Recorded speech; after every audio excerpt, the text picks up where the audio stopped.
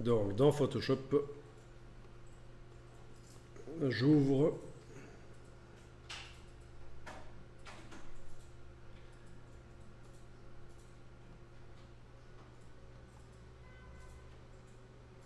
j'enregistre au format PSD, donc Photoshop.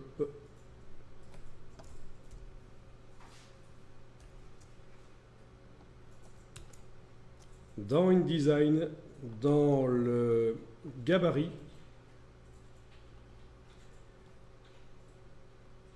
je sélectionne mon bloc que j'avais rempli de gris précédemment.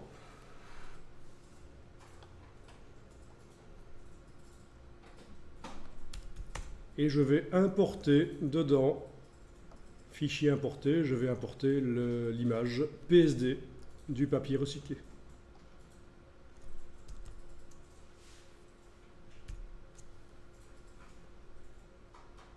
Voilà.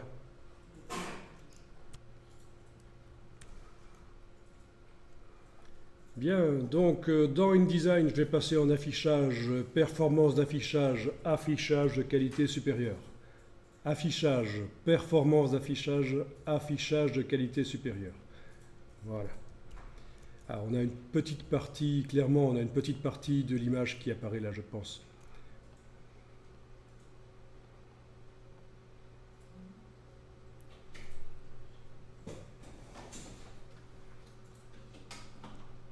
Mais oui, voilà. Quand je zoome en arrière, voilà la taille de mon image.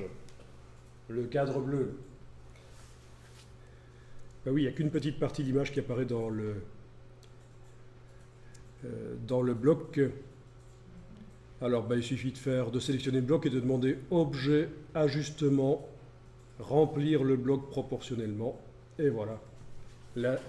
L'image s'est redimensionnée et maintenant, voilà sa dimension. C'est quand même mieux. Ceci dit, c'est des fibres très grosses. Dans la vraie vie, j'aurais peut-être multiplié les choses ou faire deux blocs. Enfin bon.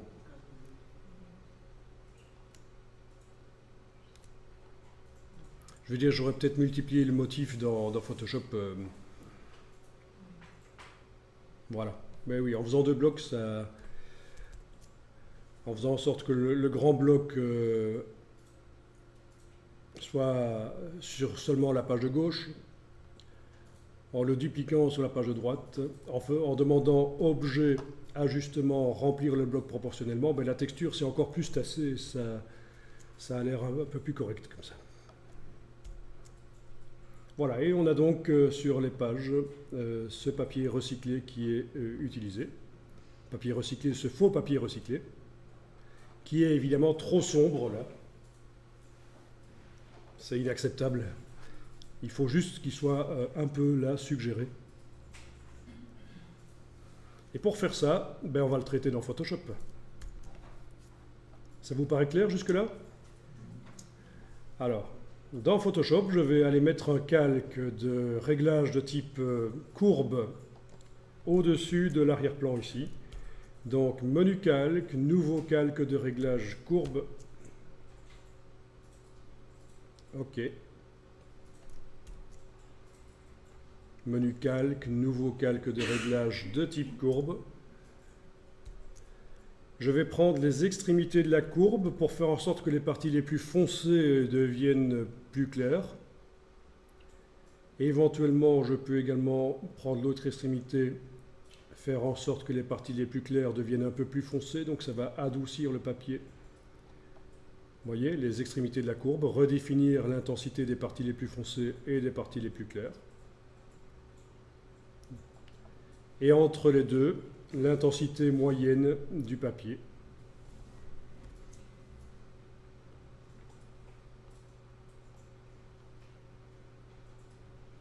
Voilà, voilà.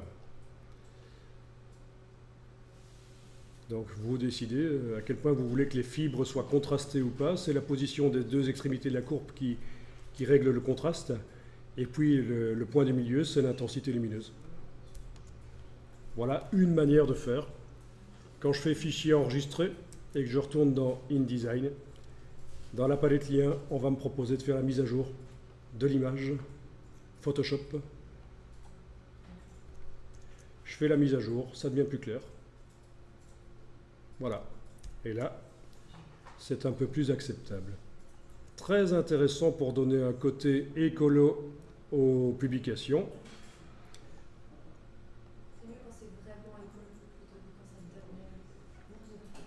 C'est mieux quand c'est vraiment écolo, bien entendu. Ça dépend si on est dans le marketing ou si on... oui, si c'est pour une ONG, bien sûr, on ne va pas faire du faux écolo pour bien faire, parce que ça pourrait être reproché. Si c'est un vendeur de soda, ça ne lui sera pas reproché. Mais chez Quick, tout le panneau...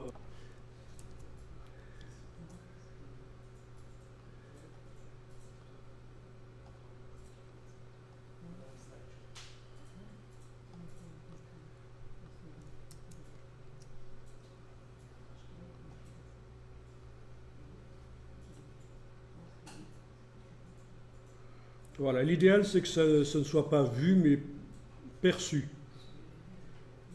Il faut qu'on ne voit pas vraiment le papier mais qu'il soit perçu par le subconscient, qu'on sente qu'il y a une matière. Pour vraiment voir ce que ça donne, il faut faire un test. Il faut sortir ça sur une imprimante jet d'encre, faire ce qu'on appelle une épreuve. Une épreuve, une simulation de l'impression offset. Voilà.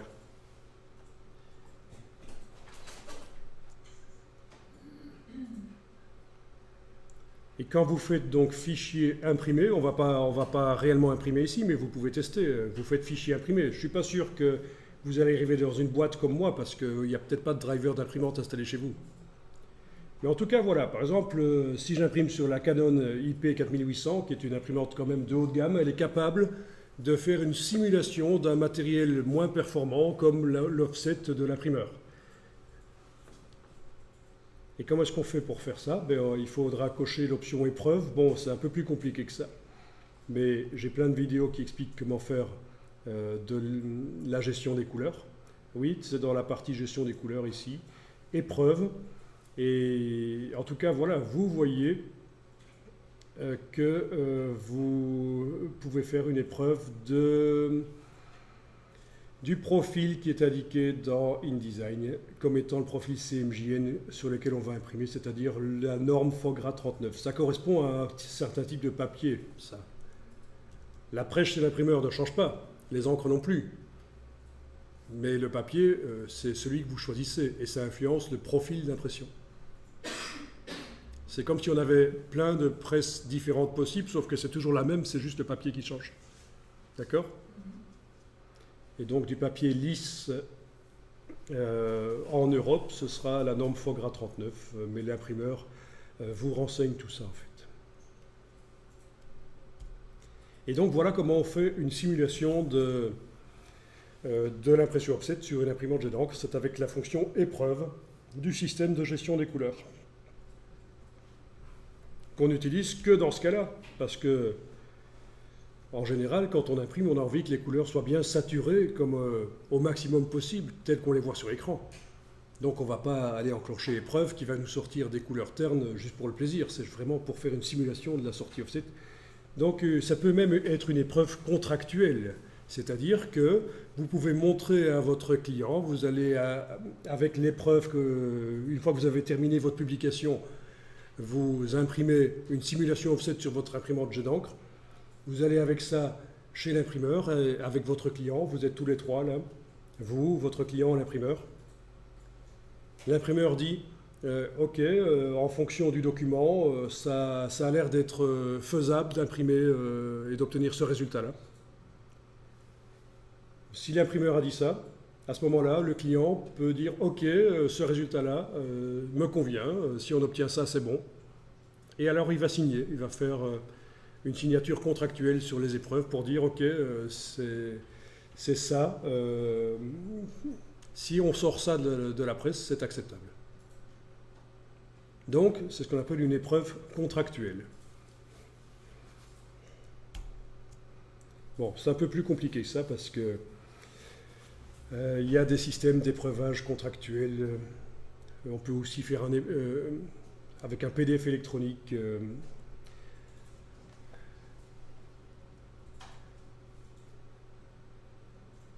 Puisque le PDF est fiable.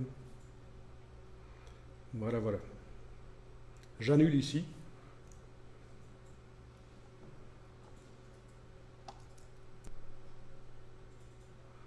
Alors, si vous voulez en savoir plus sur les techniques d'impression, je vous montre que chez Adobe, ils ont sorti un guide gratuit disponible en PDF. Bon, ça s'achète aussi sous forme de livre.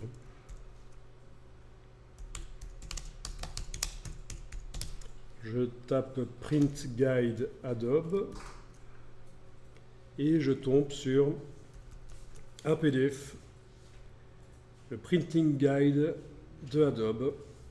Vous aurez plein d'infos super intéressantes. Mais il y en a d'autres qui proposent ça aussi. Et voilà, et ça sur Amazon ici, vous avez la version papier du livre. Oui, en fait, il parle de la même chose ici.